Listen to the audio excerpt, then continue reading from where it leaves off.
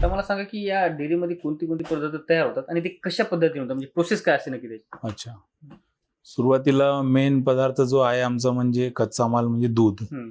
आम्ही 2 वेळेत fat check करून, SNF चेक करून, जे की गव्हर्नमेंटचे जे नॉर्म्स आहेत, त्या नॉर्म्सनुसार आम्ही दूध खरेदी करतो. म्हणजे आम्ही कुठलंही दूध ठरवून घेतलं, हं. बाबा यायला लागलं दूध आणि त्याची काहीतरी विक्री करा किंवा पदार्थ करा, असं काम कुठलंच करत नाही. बरोबर. आम्ही प्रत्येक शेतकऱ्याचं दूध फॅट चेक करून घेतो. त्याची क्वालिटी, क्वांटिटी, वास सगळ्या गोष्टी चेक करतो हं. आणि नंतर ते आमच्या BMCमध्ये स्टोअर करतो.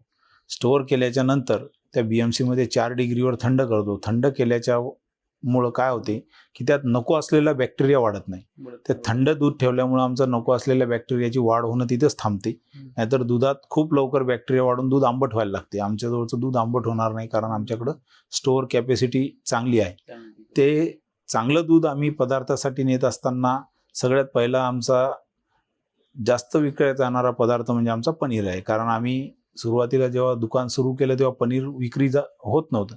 पण आम्ही स्वतःचं पनीर जेव्हा मार्केटमध्ये बनवून विक्री सुरू केली, तर आज आमचं मार्केटमध्ये बऱ्यापैकी पनीर विकल्या जाते. खूप मार्केटमध्ये जेवढं पनीर जात असेल त्याच्यापेक्षा अर्धं पनीर आमचंच जाते. बऱ्याचशा हॉटेलवर, रिसॉर्टच्या आमच्या इथूनच पनीर जाते. पण काही जणांना स्वस्त पाहिजे त्याला आपला पर्याय नाही. आपण स्वतःचा पदार्थ बनवतो. त्यात पनीर आहे. पनीरनंतर आपण तूप बनवतो, श्रीखंड बनवतो, पेढा बनवतो, खवा बनवतो, बासुंदी बनवतो. आणि त्याच्यानंतर आपण तूप बनवतो. तूप आपण घरच्या रईसारखं तूप बनवतो. रई लावून आणि दाणेदार तूप, एकदम पांढऱ्या कलरचं तूप बनवून विकतो.